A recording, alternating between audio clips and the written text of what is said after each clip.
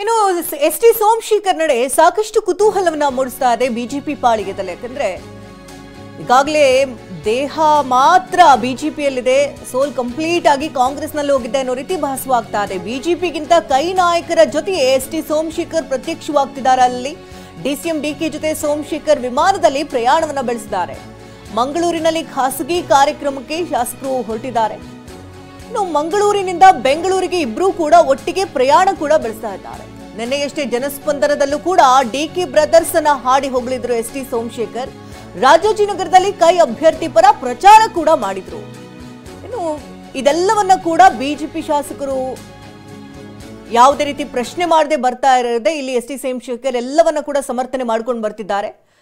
ಶಾಸಕ ಎಸ್.ಟಿ. ಸೋಮಶೇಖರ್ ನಡೆ ಸಾಕಷ್ಟು ಕುತೂಹಲಕ್ಕೂ ಕೂಡ ಕಾರಣವಾಗಿದೆ. ಕಾಂಗ್ರೆಸ್ ಮೇಲೆ ನಿಮ್ಮ ಮನಸ್ಸಿದೆ ಎನ್ನುವಂತಹ ಪ್ರಶ್ನೆಗೆ ನನ್ನ ಮನಸ್ಸು ಯಶವಂತಪುರ ಕ್ಷೇತ್ರದಲ್ಲಿದೆ, ಜನತೆಯ ಬಳಿ ನನ್ನ ಮನಸ್ಸಿದೆ ಅಂತ ಹೇಳ್ತಾರೆ.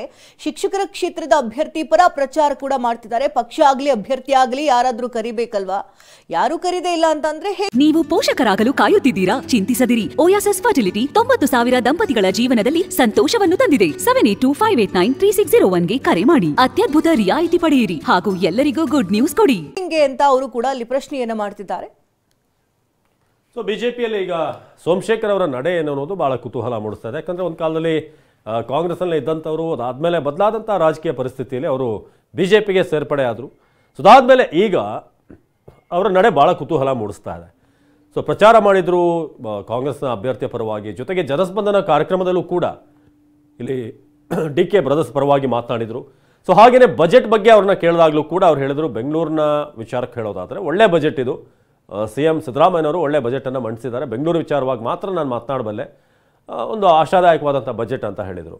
ಸಾಮಾನ್ಯವಾಗಿ ವಿಪಕ್ಷಗಳ ನಾಯಕರು ಬಜೆಟನ್ನು ಹೊಗಳೋದು ಕಡಿಮೆ, ಜೊತೆಗೆ ಯಾರಾದರೂ ಶಾಸಕರು ಸಂಸದರ ಬಗ್ಗೆ ಒಳ್ಳೆ ಮಾತನಾಡೋದು ಕಡಿಮೆ. ಅದನ್ನು ಜನಸ್ಪಂದನ ಕಾರ್ಯಕ್ರಮದಲ್ಲೂ ನೋಡಿದ್ದೀವಿ ನಾವು. ಅಂದ್ರೆ ಮೊದಲಿಂದ ನಾವು ನೋಡ್ಕೊಂಡು ಬಂದಂಗೆ ಕಾಂಗ್ರೆಸ್ನ ಗ್ಯಾರಂಟಿಗಳನ್ನ ಹೊಗಳ್ಕೊಂಡು ಬರ್ತಿದ್ದಾರೆ. ಕಾಂಗ್ರೆಸ್ ಎಲ್ಲೆಲ್ಲಿ ಸಭೆ ಸಮಾರಂಭಗಳನ್ನ ನಡೆಸುತ್ತೆ ಅಲ್ಲೆಲ್ಲವೂ ಕೂಡ ಅವ್ರು ಪ್ರತ್ಯಕ್ಷ ಆಗ್ತಿದ್ದಾರೆ. ಜೊತೆಗೆ ಕಾಂಗ್ರೆಸ್ನ ಸಮರ್ಥನೆ ಮಾಡ್ಕೊಂಡು ಬರ್ತಿದ್ದಾರೆ. ಬಿಜೆಪಿಗರು ಇಲ್ಲಿವರೆಗೂ ಕೂಡ ಅವ್ರನ್ನ ಪ್ರಶ್ನೆ ಮಾಡದೇ ಇರೋದೇ ಅವರು ಇಷ್ಟು ಮುನ್ನಡೆಯೋದಕ್ಕೆ ಸಾಧ್ಯನಾ ಅಂತ ಒಂದು ಪ್ರಶ್ನೆ ಕೂಡ ಕಾಡ್ತಾರೆ. ಯಾಕಂದ್ರೆ ಆ ಕ್ಷೇತ್ರದಲ್ಲಿ ಏನೆಲ್ಲ ಬೆಳವಣಿಗೆಗಳಾಗ್ತಾ ಇದೆ ಅಂತ ಹಿರಿಯ ನಾಯಕರು ಗಮನಿಸ್ತಾ ಇದ್ರು ಕೂಡ ಅದನ್ನ ಪಕ್ಕಕ್ಕಿಟ್ಟಿರೋದೇ ಆಶ್ಚರ್ಯ.